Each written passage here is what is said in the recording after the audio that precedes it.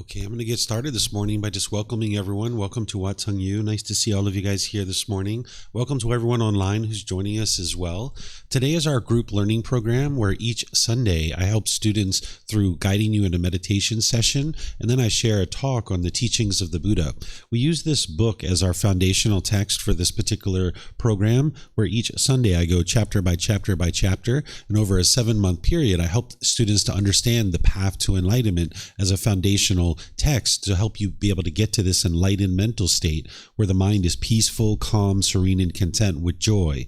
By the time you get to enlightenment, you don't experience any anger, sadness, frustration, irritation, annoyance, guilt, shame, fear, stress, anxiety, loneliness, boredom, shyness, resentment, jealousy. All these feelings and others are completely eliminated from the mind, and that's occurring through training of the mind. And there's a topic today that I'm going to be sharing with you as part of chapter 13, which is titled Identifying Your Cravings. It's Cultivating Non-Craving, an Analysis of the Mind. I'm going to help you guys to understand what craving, desire, attachment is, because this is the cause of those feelings. And then I'm going to show you how to go in and actually surgically remove these from the mind so that you can eliminate your anger, sadness, frustration, and all those other feelings.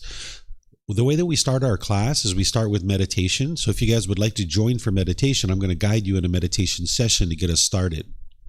The way that we start with our meditation session is we do some chanting to ease into the meditation. If you would like to join along in the chants, over there on the cabinet, there's some laminated sheets. You can see the chants that I actually do, and you can chant along if you like.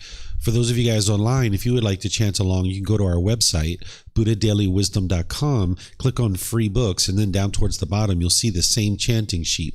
And if you get this chanting sheet, you'll see the Pali language of that's what we're actually going to be chanting is in the Pali language, but you're going to see the English translations as well. If you read these English translations, you're going to see a lot of appreciation, gratitude, and respect for the Buddha. And because of that, I don't think that the Buddha actually created these chants himself, because a Buddha doesn't walk around giving out chants and telling people, hey, chant this to me. But instead, the way that chanting was used during the lifetime of the Buddha was in order to remember his teachings. Every 2 weeks, his students would come together in order to recite his teachings word for word, in order to commit them to memory. Because everything he taught was oral, nothing was written down during his lifetime, because the technology to write things down didn't exist in that region of the world. So every 2 weeks they would come together in order to recite his teachings in order to be able to commit them to memory. So there isn't anything mystical or magical about these chants. It's not a rite or a ritual or a ceremony or worship or even prayer or anything like that. There's none of that kind of stuff in the teachings of the Buddha. It's not about believing a bunch of things. It's about training your mind, actively training your mind to eliminate certain unwholesome qualities and cultivate certain wholesome qualities. So today we don't need these chants in order to remember the teachings, because we have books and videos, podcasts, audiobooks, things like this. But I still do the chanting because it helps ease the mind into meditation and actually get more benefit out of the meditation itself. So you guys are welcome to chant along if you like. Just understand that it's not a rite, a ritual, or ceremony, or worship, or prayer, or anything mystical or magical or anything like that. You'll understand where they actually come from, which is the Buddha actually used chanting as a way to help his students commit the teachings to memory. In terms of your body positioning for meditation, once you're in meditation, usually there's 4 different positions that we use. We use the seated, lying, standing, and walking positions. And oftentimes students are learning in the seated position, either sitting on the floor or you might be sitting in a chair. If you're at home, you might be on a sofa or a bench or a wheelchair or something like this. You can really sit however you're comfortable. There isn't just one fixed way to actually sit. However you find to be comfortable, you can sit in that way. But what I'm going to do is I'm going to give you some guidance so that you'll understand a little bit about some options that you could potentially employ in order to be able to be comfortable during meditation. Some people like to sit on the floor in a chair. If you're on the floor, you might have some cushions under your rear. This will kind of soften your seat. And then when you cross your legs, you like to bring them together just lightly, where if your legs are really tightly crossed, it could impede the circulation and cause pain in the lower body. Some people like to put their legs off the mat. This gets your hips up in the air, and it lessens the angle at the hips, the knees, and the ankles, and it allows the circulation to flow. So that might be an option for you as well. The Buddha put his right hand over his left with his thumbs together, and he put this into his lap. If this is comfortable for you, you could use it. But again, it's not about everyone doing it exactly the same way. Some people like to put their palms on their thighs or their knees. Some people put their palms up. Some people like to rest their hands comfortably in their lap. So you find whatever's comfortable for you. The same thing for anybody sitting in a chair, or maybe if you're at home on a sofa or a wheelchair or something like this, you can sit however you're comfortable. Here's a few options you might consider. Some people like to put their feet flat on the floor or lightly crossed at the ankles, but you can see I'm here in a chair with my legs crossed, so that's an option for you as well. And then just place your hands and arms wherever you're comfortable. And then in terms of your upper body, you would like this to be erect. By having your sternum up and your shoulders back, it'll help to keep the mind attentive and alert during the meditation. Whereas if you were slouched, the mind would have a tendency to be dull or lethargic. But if you're real rigid, your mind could be overactive or uptight. So you'd like the upper body to be in the middle where it's comfortable. This way, with the sternum up and the shoulders back, your mind will be attentive and alert during the meditation, so you can actively train the mind, and it'll be easy for you to breathe in through the nose and out through the nose. Once we start our chanting, after that, I'm going to start guiding you in some meditation. You'll hear me instructing you as we're actually doing the meditation. Then there's going to be a period of time where it's just quiet and we're all meditating together. Everyone here at the temple and those of you guys at home will just all be meditating together. Then we're going to come out of the meditation with some more chanting, and that's where we'll start today's class. So if you'd like to join for meditation, feel free to make yourself comfortable. You're welcome to join in the chanting if you like, and then I'm going to come back in with some guidance in the meditation.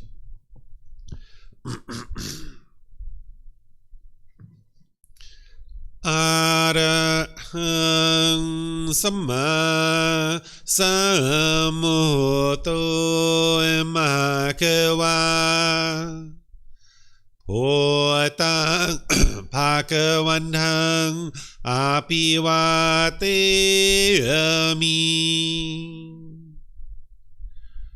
Savakato Bhagavata Dhammo Dhammang Namasami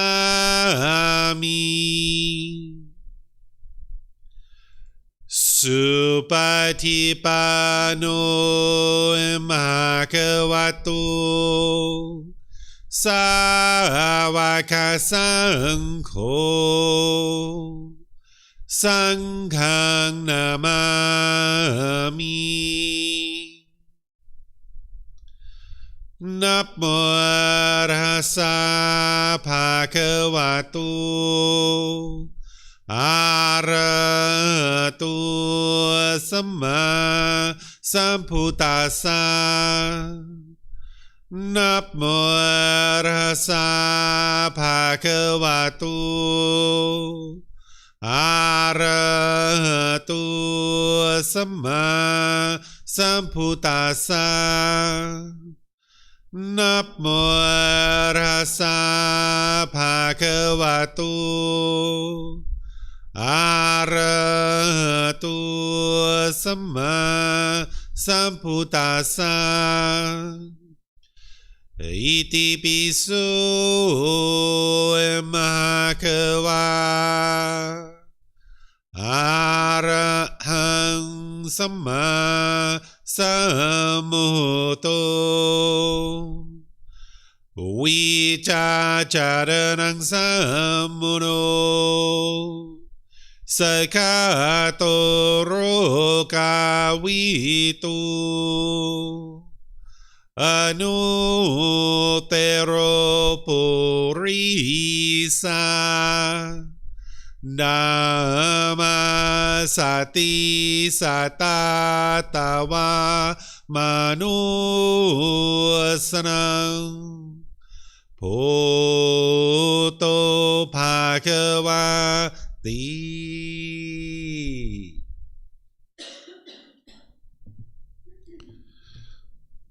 Okay, with the lower body and hands and arms comfortable, and the upper body erect. just close the eyes and start breathing in through the nose and out through the nose. Here you're just looking to establish the breath, a nice, natural, steady, consistent breath. Not forced or controlled, just a gradual inhale through the nose, experiencing the full breath. And then whenever you're ready, exhale out through the nose. Breathing in and out.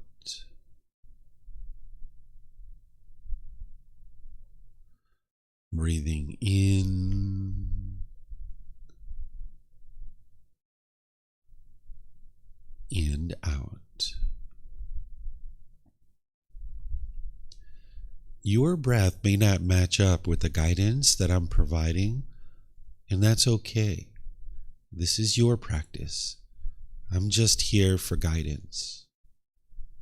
You can use this voice as a reminder that whenever you get to the next inhale, breathing gradually through the nose, developing a nice, natural, steady, consistent breath. And then whenever you're ready, exhale out through the nose, experiencing the full breath. Breathing in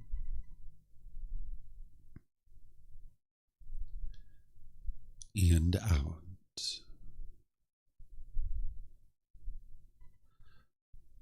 Breathing in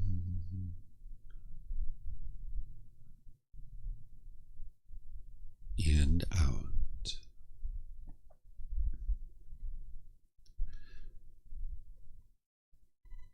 With the breath well established, start fixating the mind on the breath.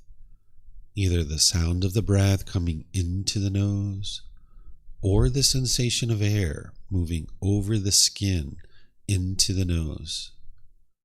The breath is the present moment. Fixate the mind on the breath, the present moment.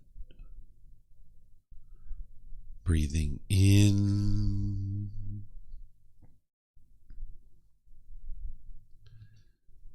and out. Breathing in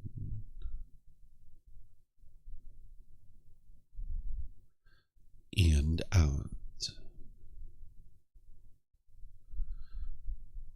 With the mind fixated on the breath, whenever you notice that it moves off the breath, cut that off, let it go, and come back to the breath, the present moment. No need to observe the thought, label it, judge it, analyze it, or even try to figure out where it's coming from. Whenever you notice that the mind is moved off the breath, cut that off, let it go, and come back to the breath, the present moment. Breathing in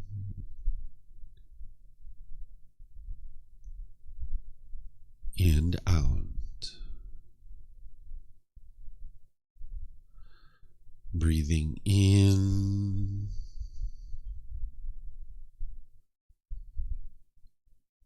and out.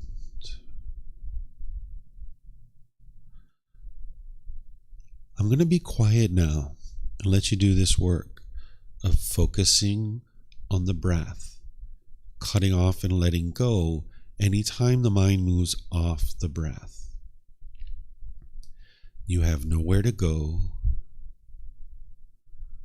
There's nothing to do. No one needs you right now. This is your time to focus on the breath. Breathing in and out.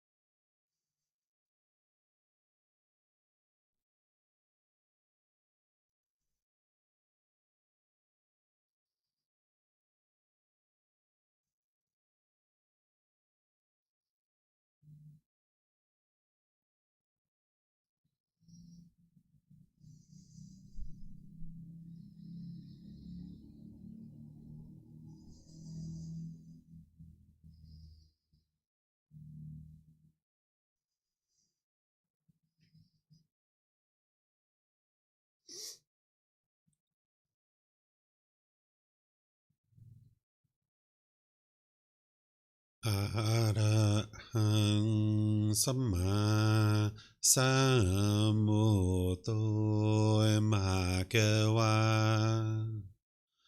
โพตังมหาเกวันหังอภิวาเตมิสวากขาโตมหาเกวัตตาธัมโมดามังนามัสสามิสุปฏิปันโนมหาเกวัตโตสาวกสังโฆสังฆังนามามินะโมตัสสะภะคะวะโต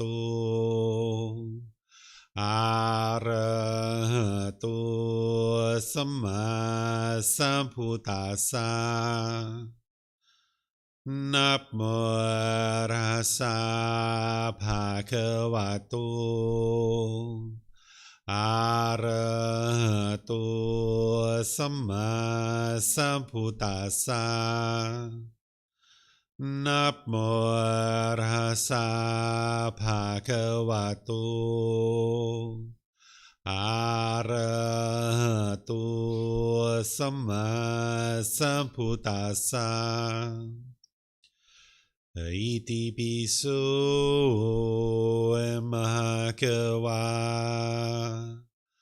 อะระหังสัมมาสัมพุทโธ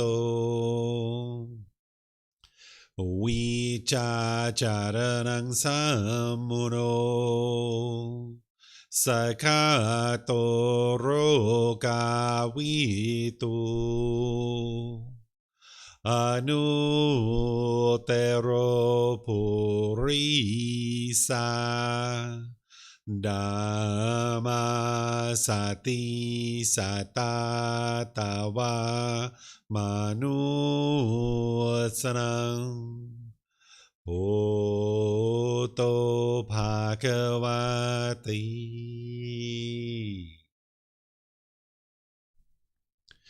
Okay, if you guys would like to slowly make your way out of meditation, once again, welcome to all of you guys. Welcome to everyone here at the temple. Welcome to everyone online as well. Today is our group learning program, and I'm going to be helping you guys to understand this topic of identifying cravings, cultivating non-craving, and analysis of the mind. This is chapter 13 of our book. It's going to help you to be able to eliminate your discontent feelings, eliminating all the anger and sadness and frustration and all these other discontent feelings. But before I get started, let me just share a few things with you guys in order to help you feel even more comfortable here at the temple than maybe you already do. Just so you know that in the back of the room, there's 2 bathrooms, the very last 2 doors in the back. Feel free to use the restrooms at any time. You can help yourself. There's even restrooms outside the classroom. If you go out to the main parking lot, there's signs that'll take you around to the main temple bathrooms. You can feel free to use these at any time. We even have refreshments and snacks over here that is provided by our students. Feel free to help yourself to anything that's over there. There's water and different snacks and things like that people provide for you because they know that you're here learning and perhaps you would like some refreshment. So feel free to help yourself to any of that stuff. So as we go today, you might have some questions at different times because I'm going to be pausing at different times in order to open up to questions that you guys might have. If you have questions, you're more than welcome to ask those. We have microphones in the white bowl in front of the camera. If you could come get a microphone, if you have a question, all you got to do is press the gray button. You're going to see the lights come on and you just hold the microphone up to your chin and then we'll be able to hear you here at the temple and they'll be able to hear you online. If you speak here without a microphone, they won't be able to hear you online. And then you're welcome to just keep these microphones with you because you might have more than one question or someone around you might have a question and you can just share the microphone. And then when you're done, if you could turn the microphone off, that way we won't get feedback through the speaker system. And then for those of you guys that are online, if you guys would like to ask questions, you can put that into the comment section of Facebook, YouTube, or Zoom, and I'll be able to see that. Or if you're in Zoom, you can electronically raise your hand. unmute your microphone, and then we'll be able to hear you here at the temple, and we'll be able to hear you throughout the live stream as well. So the teachings of the Buddha are not anything that you would ever believe. The teachings of the Buddha aren't to be believed. You can't believe your way to this enlightened mental state that the Buddha taught. Instead, what he's doing for you is he's sharing with you the teachings of what it takes to be able to get to this enlightened mental state. And it's up to you to be able to learn those teachings, examine them, and investigate them. And then as you're doing that, you're reflecting on those teachings to independently verify whether they're true or they're false. And then you're practicing these teachings, integrating them into your day-to-day life in order to train your mind. The Buddha discovered 10 individual pollutions that are in the mind, and then he figured out the tools and the techniques of how to eradicate those, eliminate them from the mind, and get to this point where the mind is peaceful. It's calm, serene, and content with joy. It's a permanent mental state that when you're experiencing enlightenment, you will no longer experience any anger, sadness, frustration, irritation, annoyance, guilt, shame, fear, stress, anxiety, loneliness, boredom, shyness, resentment, jealousy. These feelings and others are completely eliminated from the mind because you've uprooted certain pollutions that the Buddha discovered. He actually did this for himself, and he figured it out, and then he shared his teachings to be able to help other people accomplish the same thing. When you eliminate these pollutions out of the mind, not only will your mind eliminate discontent feelings, but you'll notice that you have focus, concentration, clarity, and deep memory, because the mind's going to be performing optimally. When you have these pollutions in your mind, you can't experience focus, concentration, clarity, and deep memory because your mind's not performing optimally. By the time you get to enlightenment, your personal and your professional relationships will be really blossoming. They will be at ease because you won't have any bitterness and harshness and hostility in your mind anymore. So all your relationships will be at ease. Right now, that's probably not the case. There's probably certain individuals in your life that you have a difficult time getting along with. There might be some animosity or some resentment or hostility or bitterness in your mind. And then when you put that out, that's what's coming back to you. But by the time you get to enlightenment, you won't be doing that anymore, and you can clean up all your relationships where you have harmonious relationships with all the people around you. You'll get to the point where you're not even in a bad mood anymore because you've uprooted the causes and conditions that are producing it. Sometimes people think that you need to deal with this for the rest of your life. They just think stress and anxiety is normal, or they think anger and frustration is normal, and you're just going to experience this for the rest of your life.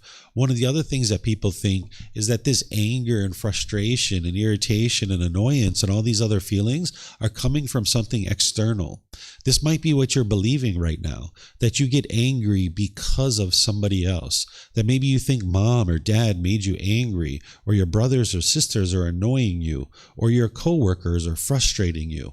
But when you study the teachings of the Buddha and you're not believing them, you're learning, examining, and investigating them, you're reflecting on them to independently verify whether they're true or they're false, and you're practicing his teachings, you can come to understand that it's your own mind that's actually causing these feelings. And this is why you can actually eliminate them, because it's your own mind that's causing them.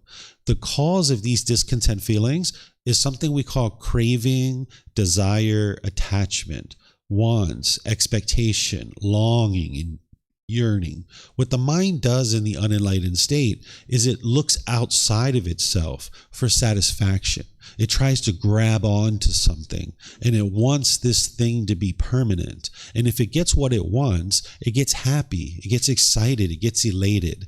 But if you don't get what you want, your mind gets frustrated or agitated or angry or some other discontent feeling. This is called discontentedness, where the mind's going up and down, up and down. This is the problem that every unenlightened mind is experiencing. It's experiencing the conditioned feeling that the mind experiences happiness, excitement, elation, and that's based on some condition. So if you look outside and it's sunny outside, you might get so happy and so excited. But then when it rains, you get frustrated or irritated or annoyed because the mind isn't getting what it wants. Or if your bank account balance is up here, you might get really happy or really excited. But then when the bank account balance goes down here, you might get frustrated or angry or annoyed, or you feel sad or something like this. Or if you're in a relationship with a boyfriend or girlfriend, you might feel very happy, very excited during that time. You feel whole, you feel complete. But then when you guys break up, you feel maybe lost or withdrawn, or feel like sad or angry or lonely or bored or some other feeling like this. What is going on here is the mind is holding on, craving permanence, wanting things to be a certain way permanently. Sometimes when we're in relationships and we feel that misery and that sorrow and that grief when the relationship is over, we feel like the reason why is because we love that person or we care about that person. But it's not the love or the care that's causing it. What it is it's the mind holding on and craving for this relationship to be permanent. And the thing is that you live in an impermanent world. Everything around you is constantly changing. Nothing around you is permanent. This body is impermanent. Your relationships are impermanent. Your bank account is impermanent. The sun and the weather is impermanent. It's constantly changing. Everything around you, you can independently verify this, that you can see everything around you is constantly changing. So as long as your mind is craving permanence and you live in an impermanent world, you're going to continue to be frustrated and agitated and annoyed as long as you keep craving permanence. So the Buddha's teachings will train your mind to eliminate the cause of this, where you no longer form your inner feelings based on external things, that your mind isn't latching on to the sun and wanting this to be permanent. But instead, you understand that the sun is impermanent. It's temporary. It's not going to be permanent. So then when it rains, it's like, well, of course it's raining because the sun is impermanent. Sometimes it's going to rain. That's normal. Or your bank account balance is up here. And then when it goes down here, the mind's like, well, of course, because your bank account is impermanent. It is not going to be permanent, right? Or maybe you have an accident. Maybe you have a car and your car crashes and it gets destroyed. Well, of course, because this car is not permanent. Or maybe you get a scratch on your car, right? And now, of course, that happened because the car is impermanent. It's not going to be permanent. So you can train your mind through a core central teaching that the Buddha taught called the Eightfold Path. This is a teaching that you learn as part of all the foundational teachings that we share in our classes, courses, retreats, and various programs. And I've already taught that as part of this program because it's back in chapter 4 and chapter 5, where I help students to understand the Eightfold Path. That is the path to enlightenment. And I'm actually going to be teaching this tomorrow morning as well. If you guys would like to come to the course that is starting tomorrow morning, starting at 9 a.m. tomorrow, we have a course called Harmony in Relationships. It's a 5-day course. You can come for any part of it that you would like. It's from 9 a.m. to 3 p.m. each day, and we're going to take an hour-and-a-half lunch break, and I'm going to be teaching you how to develop harmony in your relationships. Tomorrow morning, we're going to start with the Eightfold Path, where I'm going to teach you this core central teaching of how to train your mind to get to this enlightened mental state. And once students understand that, then they move into understanding this particular teaching of identifying your cravings, because you need to be able to identify what is your mind longing, yearning for? What are you chasing after? Because as long as your mind is chasing and longing, yearning, when you get what you want, you'll get happy. You'll be excited. But when you don't get what you want, you'll be frustrated. You'll be agitated and annoyed. And remember, the teachings of the Buddha aren't based in belief. So you can independently verify what I'm sharing with you. You can look at a recent situation where you've been angry or frustrated or irritated or annoyed or some other discontent feeling. It might have been this morning. It might have been yesterday. It might have been last week. You can look at that situation and look at it with these fresh eyes and this new wisdom. What is it that your mind wanted? If you would have got what you wanted, you would have been happy. But because you didn't get what you wanted, your mind was frustrated or angry or irritated. And if you take a moment and you look at this, you should be able to see that your mind was craving something. You wanted something. Let's just say that you were so excited to go to Thailand. You were back in your home country and you just couldn't wait to get on the airplane to go to Thailand. You were so excited. And you show up to the airport and your flight is delayed by 3 hours because the crew is having a problem or the plane is having a problem. You'd probably be frustrated. You might be annoyed because the mind is craving to go to Thailand. It's longing and yearning, and it wants every single plane to take off at exactly the same time, right? Or if you were with a boyfriend or girlfriend, maybe you were so happy and so excited when you guys were together, but when you broke up, the mind was sad or frustrated or irritated or annoyed because it was holding on and it was wanting this permanence, but yet you live in this impermanent world. So if you can see the truth that I'm explaining to you, and you can see it with your own eyes and independently verify it, then what you need to be able to do is you need to learn how to eliminate these cravings, desires, attachments where the mind is longing, yearning for things, where you're chasing after the objects of your affection. But if your mind was all the way over here on the other side, where you could care less about what was going on in the world and you weren't really pursuing anything at all, that's not going to be very peaceful and joyful for you either. And usually that's what the unenlightened mind can see, is it can see chasing after things, and it can also see this other side where you're just sitting around being dull and lethargic and complacent and lazy. But neither of those is what the Buddha taught. The Buddha taught the middle way, where you can come to the middle and you can gradually pursue your goals, your objectives, your interests, without forming your feelings on those things. If you set goals for yourself, and if you get that goal, you're happy, and if you don't get that goal, you're sad or frustrated, that's not actually a goal. That's a craving, desire, attachment. That's a longing, that's a yearning. What a goal is where you gradually work towards something through wise decision making. And whether you accomplish it or not, you can maintain your peace. You can maintain your joy. So maybe if I'm working towards a goal and I'm about 80% of the way there, and I look at it and I'm like, I didn't meet my goal yet. Let me look at this. Well, I could extend my timeline and give myself more time to accomplish this, or I could add more resources to this to be able to allow me to accomplish that goal. Or maybe, you know what, that 80% of the goal is just fine. I don't need to go any further because this is completely sufficient to be able to accomplish what it is that I was looking to accomplish. This is completely fine, right? But if you want and expect to accomplish that thing, you can only be happy if you get to it. But that's not a goal. That's a craving, desire, attachment. So you would like to get to the point where you're gradually working towards your goals through wise decision making, but you're not forming your feelings on whether you accomplish it or not. And it's the Eightfold Path that is going to help you to learn how to actually do that. But once somebody has learned the Eightfold Path, they move into learning this topic, to be able to go in and surgically remove some of these cravings, desires, attachments. Because the Eightfold Path is like a very general, broad training. It's very deep and very detailed, but it's also very broad, and it's kind of eliminating a lot of your different cravings, desires, attachments. But what this topic's going to do is help you to go in and surgically remove these cravings, desires, attachments, this longing, yearning, so that you can now gradually pursue your goals, objectives, and interests without forming your feelings on whether you accomplish it or not. Because you're not going to accomplish every single one of your goals. It's just not possible. Because of the universal truth of impermanence, sometimes you're going to accomplish it and sometimes you're not.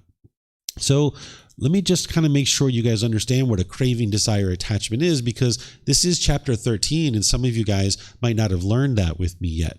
What a craving, desire, attachment is, or a want or expectation, this is the mind longing and yearning for something. This is seeking satisfaction outside of yourself. This is like an unquenchable thirst where the mind chases and chases and chases. It thinks that the next new shiny object waiting around the corner is going to provide some lasting satisfaction. So if you've ever been in the mall and you saw that brand new pair of shoes in the window and you were like, brand new pair of shoes. Oh man, those are going to look so good on my feet. I can't wait to get those shoes. This is going to be so great, right? Or, oh, look at that new video game. I can't wait to get that. Oh, new phone, new jewelry, new job, new boyfriend, new girlfriend. The mind just longs and yearns and yearns and yearns. When you're feeling sad, you're feeling frustrated, you might think, I know what I need to fix this. I need some more money. Let me chase money for a while. That's going to fix everything. Let me get some more money. And now you might chase that for a while. And you might get it and you might not. And then when you get the money, you'll feel happy for a period of time, but then it'll fade away. Or you don't get your money and now you're angry or frustrated. And now you're like, I don't like this. How do I get out of this? I know what I need. I need a boyfriend or girlfriend. That'll fix everything. Let me get a boyfriend or girlfriend. Let me chase that for a while. And now the mind chases that. And maybe you get one of those. And maybe you feel happy for a period of time. But then that fades away. And you start being angry and frustrated and agitated again. And then the mind's like, oh, I know what I need. I need a new house or a new car or a new job. I know what. Let's go to Thailand. That'll fix everything. Let's go to Thailand. That's how we'll get out of this sadness or frustration. Well, all of this is craving, desire, attachment. It doesn't mean that you don't need these things, because it can be wise to go to a place like Thailand, or it could be wise to get a new job, or it could be wise to maybe have a boyfriend or girlfriend. But it's when you start forming your inner feelings on whether you have this thing or not that you sabotage your mind's ability to have peace and joy permanently, because you can't have this boyfriend or girlfriend permanently. It's not possible. You can't have this money permanently. You can't have this job permanently. It's not possible, because you live in an impermanent world. So as long as the mind has this craving, desire, attachment, where it's forming its inner feelings based on these external things, your mind's just going to be going up and down, up and down, up and down. You're essentially sabotaging your ability to have permanent peace and permanent happiness. So this craving, desire, attachment, this is the cause of the problem that the Buddha discovered. The problem that the Buddha discovered in the mind is that it becomes discontent.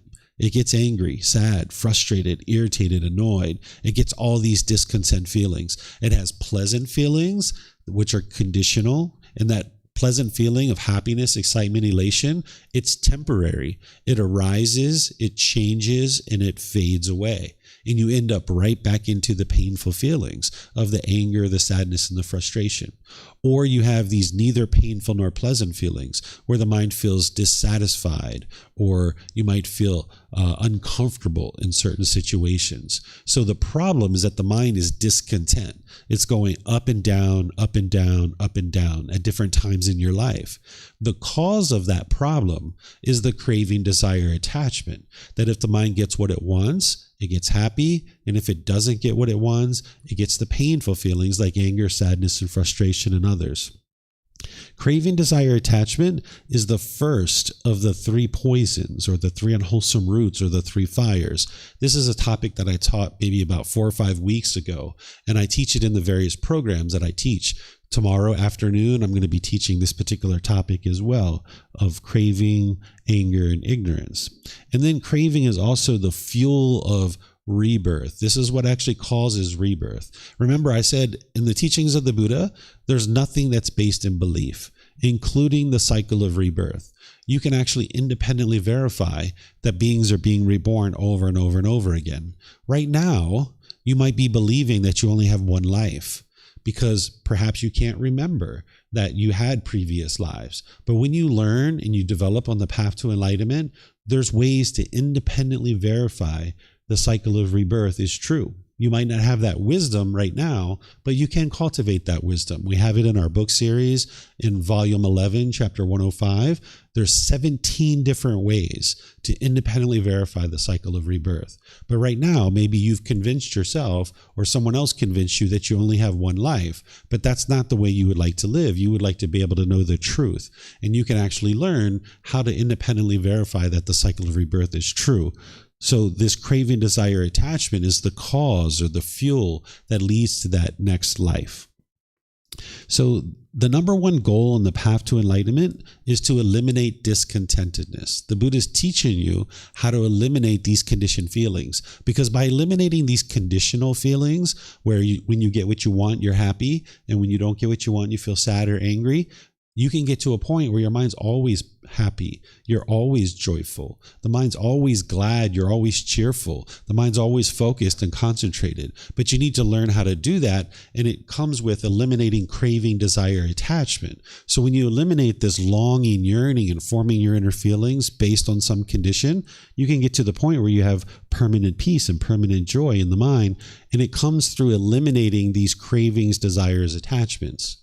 But how could you ever eliminate your cravings, desires, attachments if you couldn't identify them, right? You need to be able to identify your cravings, desires, attachments. So just like you need to develop the ability to meditate and learn how to train your mind through meditation, one of the skills and abilities that you need to learn as part of your journey to enlightenment is how to identify your cravings, desires, attachments, so that then you can work to actually eliminate them and remove them out of the mind. This breathing mindfulness meditation that we just did this morning, this is part of what's helping you eliminate your cravings, desires, attachments. When we were focused on the breath and the mind moved off the breath, that's your mindfulness, where you're developing awareness of your mind, that you could see that your mind moved off the breath. And then when you cut that thought off and you bring your mind back to the breath, that's training your mind to let go, to let go, to let go. Because with craving, desire, attachment, with clinging, this is the mind holding on. And that's what's causing your mind to be discontent. Think about that boyfriend or girlfriend that you were with for however long. And when you guys broke up, you were missing them. You felt lonely and bored. You felt angry. Well, at some point, you decided that you were going to let this person go. As long as your mind was holding on and holding on and holding on, you were angry. You were frustrated. You felt lonely and you felt bored. You were missing this person. But at some point, you said, you know what? If he wants to be with somebody else, so be it. In your mind, let go. And that's where your peace came back. Or if she wants to move to another part of the world and she's not going to live near me, okay, so be it. And you let go. And when your mind let go, that's when you regained your peace and your joy.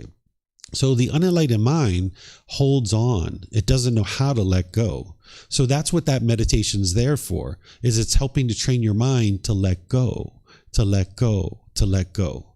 So if 10, 15, 20 different times during your meditation, you had to let go, this is actually really helpful for your mind. Because now in day-to-day life, when you feel the anger coming up, when you feel the sadness or the guilt or the shame or any of these other feelings arising, you can train your mind to let go. But if you're not training the mind in breathing mindfulness meditation, you wouldn't actually be able to do that. So this breathing mindfulness meditation is a foundational teaching. It's a primary training of the mind, training your mind to let go. And you would need to have that well underway in order to be able to do the thing that I'm going to teach you here today. This is part of the mental discipline section, where with right effort, right mindfulness, and right concentration, you're training your mind to let go. But then once you've got that well underway, as you're going through your day-to-day life, you're going to be experiencing discontentedness. You're going to be experiencing anger, frustration, irritation, annoyance, guilt and shame and fear, stress, anxiety, loneliness, boredom, shyness, resentment, jealousy, all these different feelings.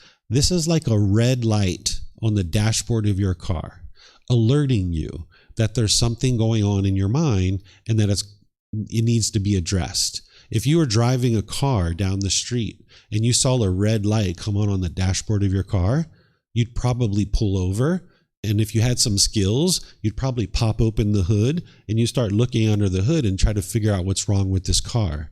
And if you didn't have those skills, you'd probably take that car to a mechanic and say, hey, can you take a look at this car? I got a red light on my dashboard. I need you to investigate and figure out what's wrong with this car, right? So if you have this red light on your dashboard of your car, it's alerting you to a problem inside of this car, and you've got to figure out what it is. Well, the discontentedness that you experience, the anger, the frustration, the sadness, the grief, the guilt and shame and fear and the stress and all these other discontent feelings, this is the red light on the dashboard of your car, alerting you that you have a craving, desire, attachment in your mind. and you need to investigate this. You need to figure this out. Figure out what is it that your mind is longing and yearning for. You can look inward, just like you pull over the car and you start looking inside the car to figure out what's wrong with the car.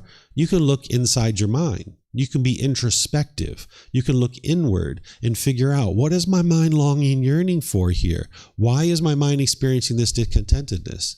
And if you don't have the skills to look inward and figure this out, that's where you take your car to the mechanic. You take your mind to the mechanic. The mechanic in this scenario is a teacher. If you come to a Buddhist teacher and you say, hey, I'm angry, I'm frustrated, or I feel stress, or I feel anxiety, or I feel resentment, and I can't figure out why. Can you help me to figure this out? Well, if a teacher understands the Buddhist teachings, they would be able to ask you a few questions and guide you to being able to figure out, what is the cravings? What are the longing, yearning? What is your mind holding on to that you want to be permanent? And now when you develop that skill over 2 or 3 or 4 times working with a teacher, you will be able to have this ability to look inward yourself. In addition to meditation, this is the second most important skill that you could have on the path to enlightenment. The ability to look inward and be introspective and figure out what it is that's causing your mind to be discontent. Okay? I'll give you an example of this. One day I left my house. I was driving in my wife's truck and I was at a stoplight and I reached down to grab my phone and my phone wasn't in my pocket. And right away, I had this fear come into my mind. Oh my goodness, I don't have my phone, right? I got all this fear coming into my mind and a little bit of stress. Well, because of the teachings of the Buddha, I already knew at that time to cut that off and let it go. Cut that off and let it go. And I was able to cut it off and let it go and get it out of the mind. But while I was sitting at that traffic light, I started looking inward and trying to figure out, what is the mind craving? What am I longing, yearning for? There's something that the mind wants to be permanent, and it was the phone. The mind was craving for that phone to be permanent because I wanted to be safe, and I felt like the phone was going to help me to feel safe. And right away, my mind wanted to turn around and go get the phone, and I thought that was going to solve the problem. But that didn't solve the problem. That wouldn't have solved the problem because the mind was craving permanence and it was wanting this phone to be permanent in my life. But this phone is impermanent. It's not possible for me to permanently have this phone. So in this scenario, my mind was craving. It was longing. It was yearning. It was attached to this phone, wanting this phone to be permanent. And when I didn't have it, my mind was discontent. I was causing that discontentedness myself, and I needed to eliminate this craving, desire, attachment. Going to get the phone wasn't going to solve the problem. So what you would like to do in these scenarios is you would like to follow this process. This is how you're going to be able to identify your cravings and actually eliminate them almost surgically from the mind. So when discontentedness is occurring, you cut it off and let it go. Whether it's a conditioned pleasant feeling, painful feeling, or feelings that are neither painful nor pleasant. We're cutting off the conditional pleasant feelings so that you can get to the unconditioned happiness and joy where the mind can always be happy and always be joyful. As long as you allow your mind to have conditional happiness, like if I get so happy when I have my phone and I feel so great when I have my phone, that means when I don't have it, I'll be frustrated and angry and irritated, right? So when you notice those conditional pleasant feelings coming up, the painful ones or the neither painful nor pleasant, that's what you've got to cut off and let go of. Essentially, you're training your mind to no longer form conditioned feelings, no longer allowing your mind to form feelings based on external things so that you can be inwardly happy. You can be inwardly peaceful. You can be inwardly joyful permanently all the time. But as long as you allow your mind to form feelings on external things, then you can't be permanently happy because all of these things are impermanent. And as soon as you latch on to something and now you're happy because of this brand new carpet, that means when it gets dirty, you're going to be sad. Or when it gets ripped or torn, you're going to be sad. right? So as long as you allow your mind to form inner feelings based on external things, you're going to keep getting frustrated, irritated, and annoyed over and over and over again, because none of these things are actually permanent. So as long as you allow your mind to latch on to it, craving it to be permanent, you're going to experience the painful feelings at some point. So whenever you see conditional feelings arising, you would like to cut them off and let them go. Cut them off and let them go. That's what the meditation is helping you to be able to do. And if you get really good at this, you'll be able to spot these feelings as a bodily sensation. If you think about times when you've been angry or frustrated, you've got this tingling in the body rising up towards the chest perhaps, or maybe you have tightening in your chest or tightening in your throat, or maybe you have heat in your face or pressure in your skull. This is the bodily sensations that are associated with discontent feelings. This is like an early warning system alerting you that you're about to get angry. You're about to get frustrated. You're about to get sad. You're about to feel fear or some other discontent feeling. And if you can catch it there as a bodily sensation and you can cut it off and let it go, you've just saved your mind a whole lot of trouble, because now you don't have to experience the anger. It's kind of like if you're in a boat going from Australia to Indonesia and you're out in the middle of the boat, you would like to prevent the water from ever coming in the boat. Because once the water gets in the boat, you've got a real problem to deal with. You got to get this water out. The same thing is once you allow the anger to come into the mind, you've got a real problem to deal with. You got to get rid of it. You got to get it out of the mind, right? So if you can prevent it from ever coming into the mind, you've saved yourself a whole lot of trouble. So that's why you're getting more and more awareness of those bodily sensations and cutting it off and letting it go as a bodily sensation. You're not suppressing your feelings. You're actually cutting it off before it becomes a feeling. And now you're essentially rewiring the mind. So that's the first thing you would like to be doing whenever you notice conditioned feelings starting to arise, is cut them off and let them go. Then when the mind calms down, and it might take a few minutes, it might take a few hours, in some cases you might take a couple of days, depending on the condition of your mind and what it is that you're craving. But when your mind's calmed down, you would like to start reflecting. You would like to start looking inward and figure out, what is the mind craving here? What does the mind want to be permanent? Well, in the example I gave you, it was the phone. The mind was craving for the phone to be permanent. So there, I identified my craving. I figured it out. It's the phone that the mind wants to be permanent. So then you move to the third step. The third step is to develop a plan to eliminate the specific craving, desire, attachment that caused the discontentedness to arise, while maintaining a consistent practice of breathing mindfulness meditation and generosity. You need to consistently throughout your day, throughout your week, throughout your months, be regularly practicing breathing mindfulness meditation and generosity. When you're giving and sharing more than is strictly required in any given situation without any expectation of anything in return, this is training your mind to let go. Because when you have craving and clinging in your mind, you'll hold on to things and you'll be selfish. You'll find it very challenging to share with other people. But when you practice generosity, where you're giving and sharing without any expectation of anything in return, this will help your mind to let go. Just like the breathing mindfulness meditation. These two things together are targeting your craving, desire, attachment, and training your mind to let go. So now, number 3, you would like to develop this plan to be able to surgically remove this craving, desire, attachment from your mind. So in the example that I gave you, where I was craving the phone, when I was sitting at the traffic light, what the mind wanted to do is it wanted to make a U-turn and go back home and get the phone, because I was only 5 minutes from my house. Could have easily done that, right? But I knew that this wasn't going to solve my problem. So I developed a plan while sitting at that traffic light of how to get rid of this craving, desire, attachment. Instead of going home and getting the phone, I decided to keep on going in my day. Put the mind in the situation that it didn't want to be in. The mind did not want to be outside without a phone. The mind was craving that permanence. So that day I was planning to be outside for an hour and a half, just had a few things I needed to do, but I extended the amount of time that I was outside. I was outside for like 5 or 6 hours that day. I went to go get something to eat. I went to the movies. I had some popcorn. I did all kinds of things when I was outside. And then when I came home, I didn't just run to the phone and start looking at the phone.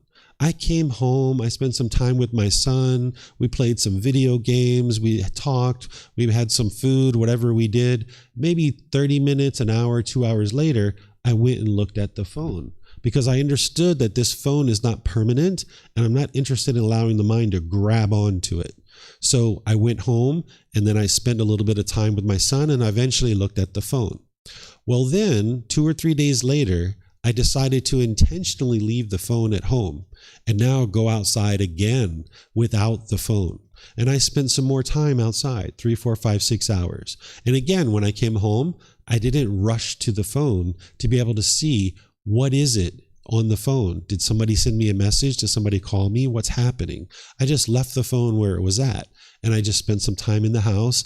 30 minutes, an hour, 2 hours later, I went and looked at the phone. And then I did that again. And each time I did this, I noticed that my discontentedness was going down and down and down. I felt more and more comfortable being outside without the phone because the mind got used to not having the phone to be permanent. But then about 2 months later, I accidentally left the phone at home again. I was driving down the road. I reached down to get my phone and it wasn't there. And my mind was like, oh, well, and I just kept on going. No fear. There was no fear. 2 months prior, when I realized there was no phone, the fear came into the mind. But 2 months later, I had extinguished that craving. I was no longer craving for it to be permanent. I had trained the mind that this phone is not permanent.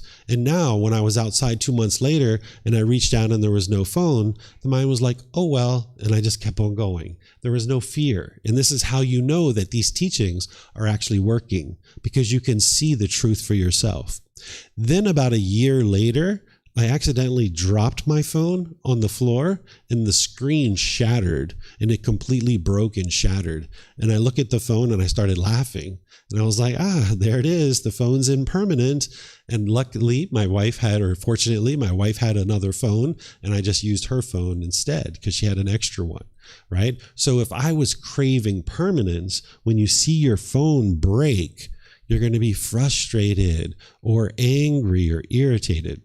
You guys can probably relate to this because this is a common attachment that a lot of people have, which is this phone, because we carry these phones around and people get really attached to it.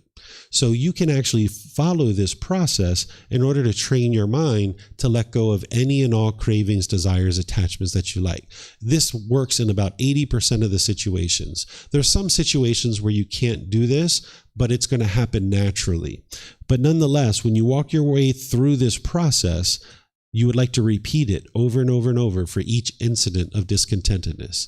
So anytime your mind's discontent, cut it off and let it go. In the moment, you would just like to respond by cutting it off and letting it go internally within the mind. Then you would like to look inward and reflect, what are my cravings, desires, attachments? Then when you discover what they are, develop a plan to be able to put the mind in the situation that it doesn't want to be in. If your mind is craving something and you get so happy when you have it, you would like to distance yourself from it. When you have something that you're repulsed by and you get angry or frustrated when you're doing that thing, you would actually like to put your mind in that situation. So the example that I gave you with the phone, my mind got pleasant feelings when I have the phone.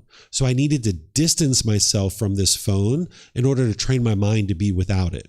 But let's just say there's a particular fruit that I don't like. There was a particular fruit that I used to not like called durian. If you guys know durian, it smells kind of like poop. I don't know if you guys have ever had that. Some people absolutely adore this fruit. They think it's wonderful, but I think it smells like poop. And other people think it smells like poop too. And if you put it in your mouth, it kind of has the consistency of poop. And I've never had poop in my mouth before, but I think if I had poop in my mouth, it would be just like this fruit, right? Some people absolutely think this fruit's the best fruit ever. Other people don't like it. Well, at one time, I never liked this fruit. I was repulsed by it. I thought it was horrible. When I put it in my mouth, I didn't like it. So in these situations, you're going to actually need to put your mind in the situation it doesn't want to be in. If there's certain foods that your mind doesn't like, that's because of your craving. You're pushing this away, thinking that that's going to solve the problem. Your mind wants permanently agreeable flavors on the tongue. And there are certain flavors that you find to be agreeable, and there are certain flavors that you find to be disagreeable. And when one of those disagreeable flavors hit the tongue, then you're frustrated or irritated or annoyed or agitated or some other discontent feeling. So if you're noticing your mind is holding on to something, getting pleasant feelings from it, you're going to need to distance yourself from it for a period of time in order to train your mind to let that go. If there's something that you're repulsed by and you're pushing it away, like this durian fruit, you're going to need to put your mind in that situation in order to train your mind to be comfortable.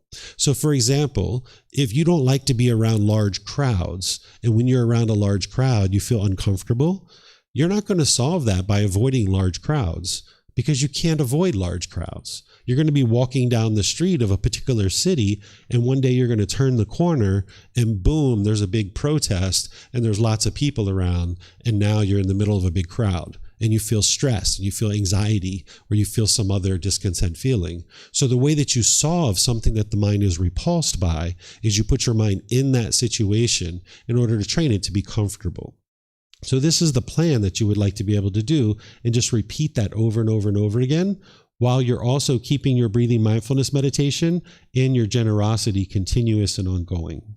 So what I'm going to do here is I'm going to pause for a moment, let you guys ask any questions that you like. But then after our question period, I would like to invite you to be able to ask me questions and develop this skill to be able to then cultivate the ability to look inward and figure out what are your cravings, desires, attachments. If there's certain situations that have recently occurred where you're frustrated, you're irritated or annoyed, you can share that with me. You can say, hey, David, this is what happened. And you can explain the situation. And you can say, I'm not sure what my cravings, desires, attachments are. Can you help me? And I'll be able to help you see what those are. But maybe you can actually see your cravings, desires, attachments. So you say, this is the situation. Here's what I think my cravings, desires, attachments are. But I don't know what type of plan I should put together in order to surgically remove these and eliminate them from the mind. And I'll help you with that. Or perhaps you might say, here's the situation, here's the cravings, desires, attachments that I think are in the mind, and here's the plan that I think I should employ in order to eliminate these. And then I'll help you to be able to see how to implement this. So let me see what questions you guys have, and then if you guys would like, you can participate in this group activity to be able to build this skill, to be able to see what your cravings, desires, attachments are, to identify them, and then put together a plan to actually eliminate them. And I will help you to develop this. So it looks like Janae has a question. If you'd like to go ahead, ma'am, you're welcome to ask your question. So I had a question about in between the first and second step, which is, why is it important to take that pause between cutting it off and reflecting on it? Because when your mind is uncalm, you're not going to be able to think clearly and reflect. So you need to be able to cut off and let go and regain your composure. Whenever your mind is discontent, you're not thinking clearly. So you're not going to be able to see the world clearly. So if you have anger in your mind, when you look out at the world, you see a bunch of anger because you have all that rage. And this is where the mind becomes unskillful and it becomes bitter and harsh and hostile towards other people, thinking the problem is external. So when you're noticing the discontentedness is arising, it's like you have a bunch of dust in your mind and the dust is circulating. And you would like to cut that off and let it go, let the dust settle, and now you can see clearly. And that's where you would like to start looking inward. Okay, thank you. Yeah, you're welcome. Okay, any other questions, either here or online? No questions? I realize a lot of you guys haven't studied the Eightfold Path with me yet, so this might be a little bit beyond where you are right now, and that's understandable. But if you have any questions, you're more than welcome to let me know anything about this topic here. There's some questions, Liz? Okay. Good morning, David. Thank you. Yeah. So I'm moving through different stages of learning to eliminate cravings. And I started with overextending compassion for this person, and that led me to have feelings of disrespect for myself. And I know that using the word boundaries is another form of craving, that I expect other people to know how to treat me when I need to know how to treat myself. What I find myself going through now is moving out of that coping compassion into anger.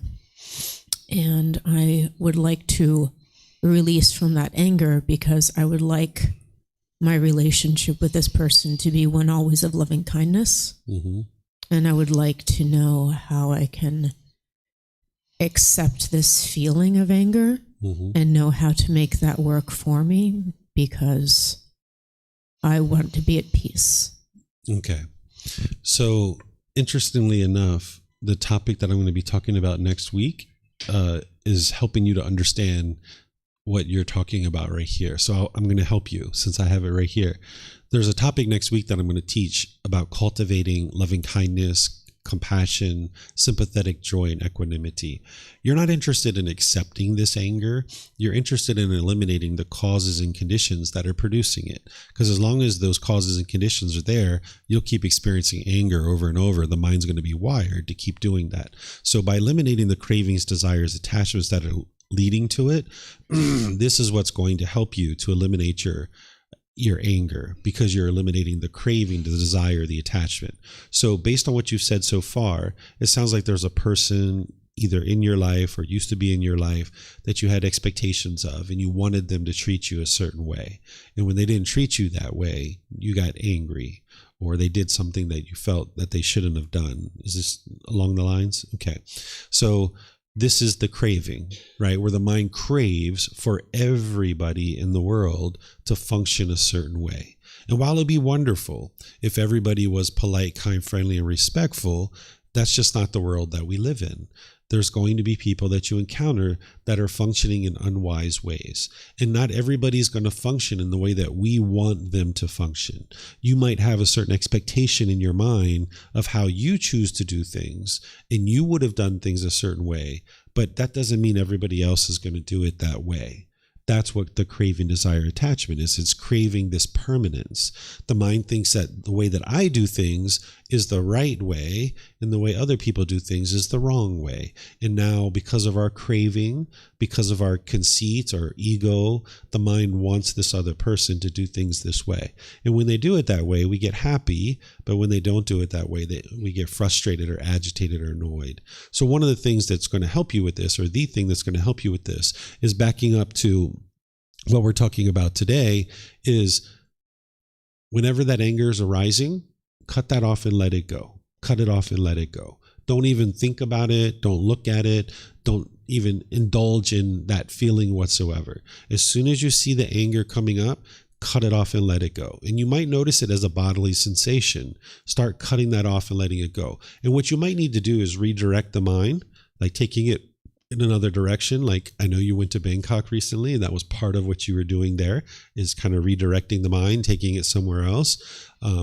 If you're at home and that thoughts come up and you just need to go for a walk, or you need to, go for a bike ride, or you need to call a friend and just talk about any other subject but that subject, that's what you would like to do, is cut that off and let it go. Because if you keep indulging in that thought, the feeling's just going to keep coming up over and over and over again. So you would like to cut it off and let it go, and cut it off and let it go, and cut it off and let it go.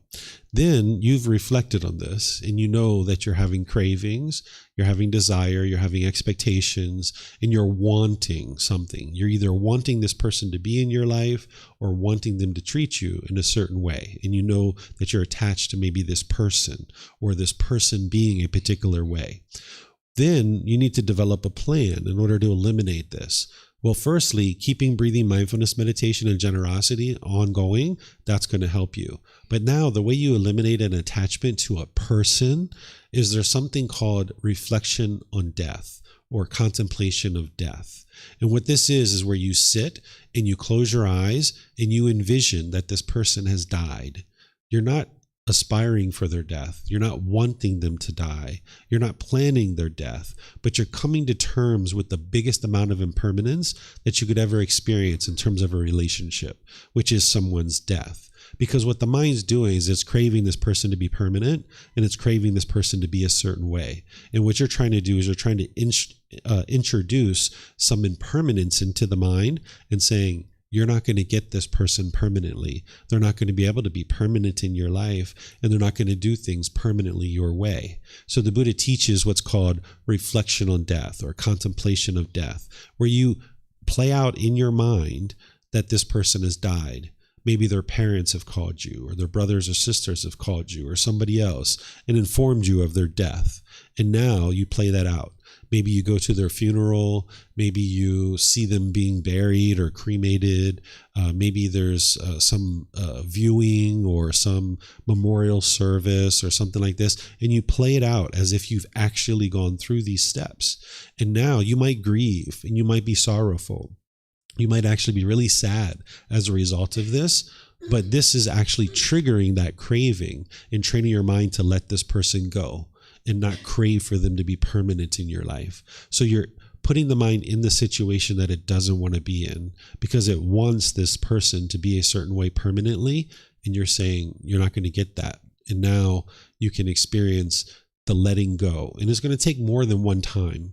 You might need to do this 2, 3, 4, 5, 6 different times, but you would like to space it out with a good maybe 2 weeks to a month in between each time, because your mind's going to need to regain its composure. And that's where the breathing mindfulness meditation is there for you, to be able to help you over the next couple of days and couple of weeks to regain your composure, because you might be actually kind of sad and grieving a little bit when you do this. So this is how you eliminate an attachment to a person.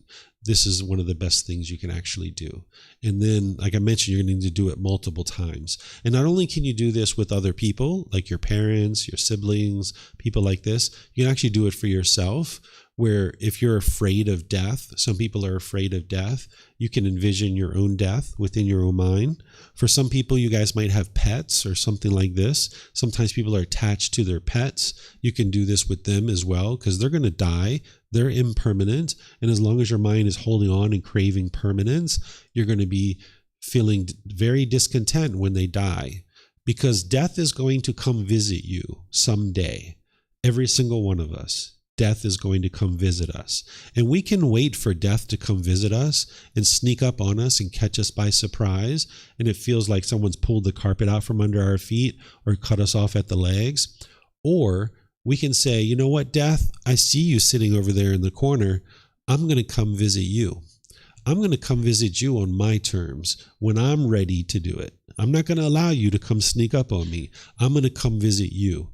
And that's what reflection on death or contemplation death is it's you confronting your own death or confronting the death of the people around you and allowing your mind to play this out. And then when you actually experience this person's death, or you experience the breakup of a relationship, you won't be discontent. You love these people, but you won't be discontent. So I did this with my mom and my grandmother in my own mind when I was in my early 20s. My mom died in 2017. I didn't grieve at all. I wasn't sad at all. And it's not because I don't love my mom. It's not because I didn't care about her. It's because I wasn't attached to her. I already understood that she is impermanent. Because she was born, she had to die. Just like every single one of us. But if you crave for people to be permanently in your life, when they die, you'll be sorrowful, you'll be sad. Or when they're doing things that you particularly don't care for them to do, you'll want to put your expectations on them and control them and get them to do things your way, or your mind will have this anger and frustration. So this is the first thing to be able to help you. Then the next thing you would like to do is loving kindness meditation. You can do this every single day, where you've learned that with me before. You can put this person in your loving kindness meditation, make them one of your rings. And you might need to do that for multiple weeks, where you gradually wear away the anger and the resentment and the hostility towards this person. And that's going to help you to transform your mind away from it. Yeah, you're welcome. Anybody else have any questions or anything you guys would like to talk about?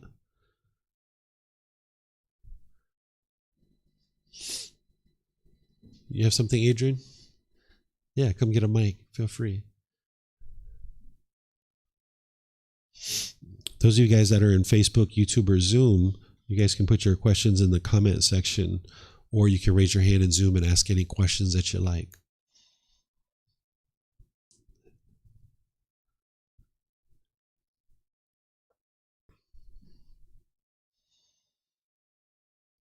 Yeah, sometimes when I'm pursuing something, I notice that when I get what I was pursuing, I don't want it anymore. Yes. Yeah. And I'm wondering how you would approach noticing whether there was a craving, desire, attachment in what you're pursuing, so you could cut it off and let it go before I get to it and notice that I don't really want it anymore. Yeah. So the unenlightened mind of a human being functions very much like an animal. We are not animals. We're human beings. And what the path to enlightenment is it's becoming a better and better human being. But you can understand what you just shared through looking at an animal. Think about like a dog that chases like a rabbit or a squirrel. It might eventually catch it and kill it, and then it just gets bored with it and it walks away from it. Right? It's the same thing that the unenlightened human mind does, is you will chase and chase and chase and chase that rabbit, catch it and kill it, and then you're bored with it and you just don't even want it anymore. This is the way an animal functions. That's the way the human mind functions in the unenlightened state, very much like an animal. So what you need to be able to do is you need to get way ahead of that. And that's where your breathing mindfulness meditation is coming in, to train your mind to have that mindfulness or awareness of mind and see that your mind is longing and yearning and you're chasing after this thing. And when you see your mind doing that, you pull your mind back, almost like you're riding a horse and you pull the reins of a horse back. Have you ever ridden a horse before? Yeah. So you pull the reins back and you're doing that with your mind, right? So if you see your mind longing, yearning, say you're in that mall and you're walking through the mall and you see that new pair of shoes and you're like, yes. New pair of shoes. Oh, this is going to be so great. I can't wait to get those on my feet. They're going to look so great. And you're like, hold on a second. No. The mind's longing, yearning here. I got 30 pairs of shoes at home. Why do I need one more pair of shoes? I don't have 30 pairs of shoes anymore, but maybe perhaps you do, right? So if you have this craving for shoes, you might just be buying shoe after shoe after shoe after shoe after shoe. And you've got to remind yourself, how many pairs of shoes can you wear at one time? How many pairs of shoes do you truly need? And if you're sitting there and your mind's longing, yearning, you need to be able to look at this and say, do I want these shoes or do I need these shoes? And you got to be able to discern the difference between this, because your mind with craving, desire, attachment, it's going to want those new pair of shoes. It's going to be longing, yearning, and chasing after it. But you need to ask yourself, do I need these shoes? And I did this actually, because at one time I used to have a big craving, desire, attachment for shoes. So I would be standing there in a store and I'd be looking at the shoes and asking myself, do I want them or do I need them? Right? And oftentimes I was wanting them and I would just walk out of the store and choose to not purchase them, even if I already had tried them on my feet. So you need to be able to discern whether you want these shoes or you need these shoes. And you'll be able to see with your mindfulness, if you've been practicing breathing mindfulness meditation, you'll see the mind pulling towards these things, wanting these things. And if you're standing in the store and you're not quite sure whether these shoes is a want or a need, walk out of the store and see what happens. Because if your mind becomes frustrated or agitated or annoyed or disgruntled, it was a craving, desire, attachment. Your mind was longing, yearning for it. So just because your mind has a craving, desire, attachment doesn't mean you shouldn't necessarily do something, but it means that right now might not be the right time. So for example, that phone that I told you guys about that broke, then I started using my wife's phone.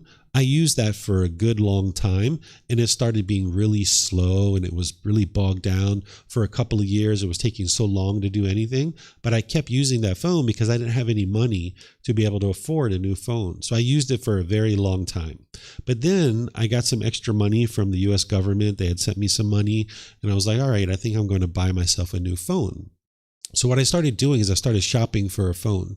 And in the past, when I used to have a lot of money, I would just go to the store, find a phone, buy it, done and over with, right? But what I started doing is I would go to the store, I would look at the phone, and then when I would look at the phone, I would test it out, I would try it out. I might think that this is actually the phone that I would like to use, but then I would go away and I wouldn't buy it. And I would observe my mind, and I would see, am I frustrated? Am I annoyed? Am I agitated? Because if the mind gets what it wants, it's going to get happy. It's going to get that phone. It's going to get so happy. But if you step away without buying the phone, you're going to be frustrated and agitated or annoyed. So I did that about 6 different times where I went to the store, checked them out, played with them, look at the different prices and talk to the salespeople. And then I walked away and I didn't actually buy it. And I did that about 6 times before I finally went to the store and I actually bought it, because I was convinced that my mind wasn't attached to it. So now I have this new phone that I've had for about a year or so, and I know that my mind's not attached to it, because when I misplace it or I don't know where it's at, there's no discontentedness, or somebody else wants to use it, or if I drop it or something like that, there's no discontentedness associated with it. So you would like to start observing your mind with your mindfulness to discern whether it's a craving, desire, attachment. And in some cases, you can go forward like you're going to buy something, but then step away from it to kind of test the mind and challenge the mind to see if it's a craving, desire, attachment or not. You have a question, ma'am? Can you hear me? Okay. Hey, David. This is my first session to the your meditation class, and thanks for all the instructions. I have that oftentimes I feel I have lots of craving desires, and I really want to make things happen, and it went through a lot of pains. But it's because of the strong desire that actually makes the things happen. I wonder, like, if I try to exempt from those craving desires, can I still hold the strength to, achieve something and then fulfill? Yes. So what the unenlightened mind is used to is it's used to being motivated through its cravings, desires, attachments, that it wants those pleasant feelings. So it will chase this new job, or it will chase this thing that it's wanting, and it's trying to get those pleasant feelings. And if it gets what it wants, it gets the pleasant feelings. And if it doesn't get what it wants, it gets the painful ones. That's going to ultimately end with you sometimes being happy and sometimes being angry and frustrated. But if you are all the way over here on the other side, where you never pursued anything, you're not going to be content and peaceful and joyful there either. So you got to learn how to come to the middle way where you can gradually work towards goals, objectives, or interests. And the mind doesn't know how to do this in the unenlightened state. That's part of the training that you need to employ to learn how to work towards something based in wise decisions, not because you want something from that situation. So for example, at one time, I knew these teachings and I knew them well, and I was interested in sharing them with other people. But I was a nobody. I didn't have anything at all. I was just at my own home, knowing these teachings, but I was really interested in sharing them with other people. But I knew if I craved it and I chased after it, in some cases, I would have students and I'd be happy. In other cases, I wouldn't have students. I'd be sad and frustrated. So I gradually started making wise decisions to write books, to hold classes, to be able to teach at different places. And now every time I show up places, there's always students there. But there were certain times where I would show up places and there was nobody there, and there was nobody interested to learn because they didn't even know I was teaching. So I had to make all these individual decisions that led to the point where I could actually start sharing these teachings. And now it's been many years that I've been sharing these teachings. And oftentimes when I show up, there's 60, 80, 100 different people that are interested in learning, either here or online and these different things. But that came through wise decision making, not through craving. I don't want anything from my students. I don't expect anything from you. I'm here to share with you. But if I wanted something, then I'd be frustrated when I don't get it. So you need to be able to learn how to gradually work towards your goals, objectives, or interests and use that as your motivation. That, hey, I would really like to share the teachings of the Buddha with people because I know with 100% certainty that they lead to peace and they lead to joy. And you getting to that peace and joy is going to be the very best thing that you ever experience in your entire life. And since I know these teachings, I would like to be able to share them with other people. And now let me just make some wise decisions to gradually move in that direction. Let me write some books. Let me do some audiobooks. Let me start teaching online. Let me start teaching at the temple. Let me start offering personal guidance. Let me build a website. Let me start holding classes and courses and retreats. Oh, students would like to invite me to Mexico or the USA or China or other places. Sure, I'll travel. Where would you like me to go? And now, slowly but surely, one decision at a time, I'm working towards this goal of sharing these teachings with as many people as possible in the world. So I'm doing that based in wise decisions, and I don't want anything, and I'm not looking for pleasant feelings because of it. I just know that it's the wise thing to do, and it's going to help countless people. And that's my motivation, is that I'm interested in helping people. I'm not out for something for myself because I'm already fulfilled. I already have everything that I need in terms of my contentedness and my joy. I already have that. So it's about helping other people. And that's what I'm pursuing.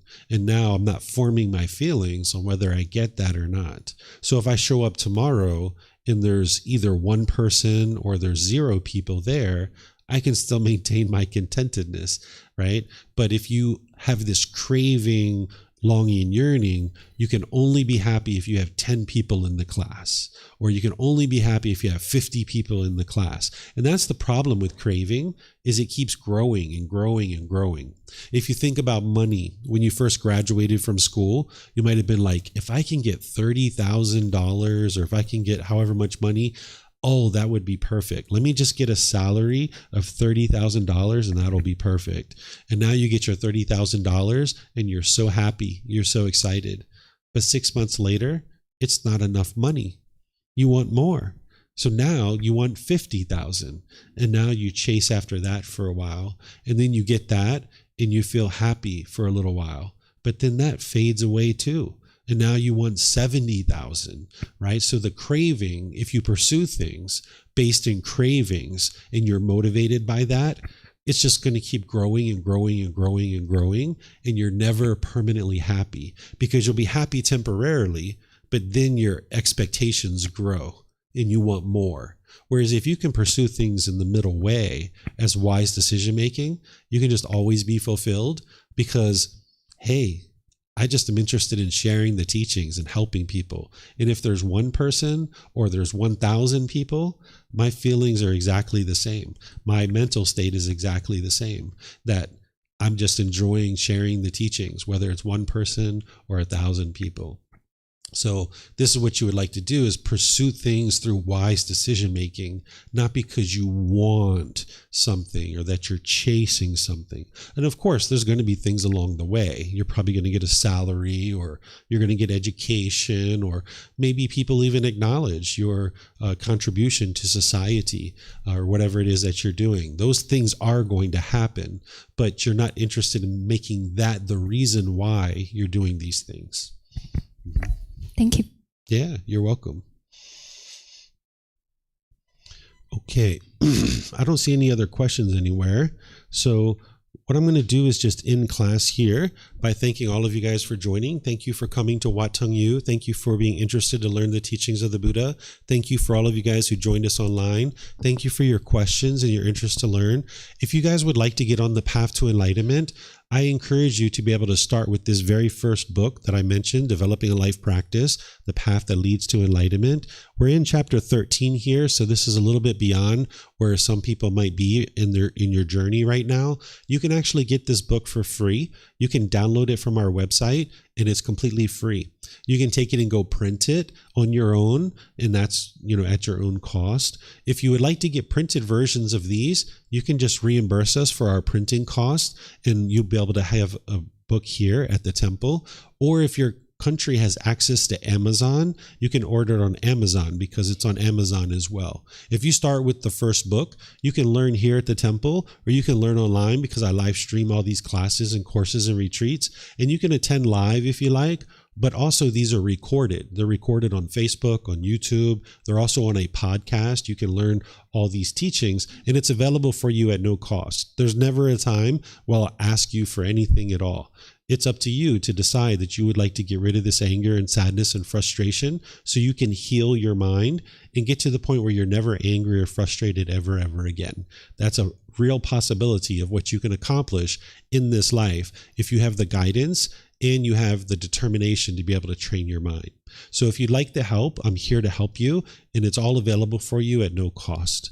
So thank you all for joining, and perhaps I'll see you guys in one of these future classes, courses, or retreats. Have a very wonderful and lovely rest of your day. We'll see you next time. Sawadee krap. Sawadee krap. Sawadee krap.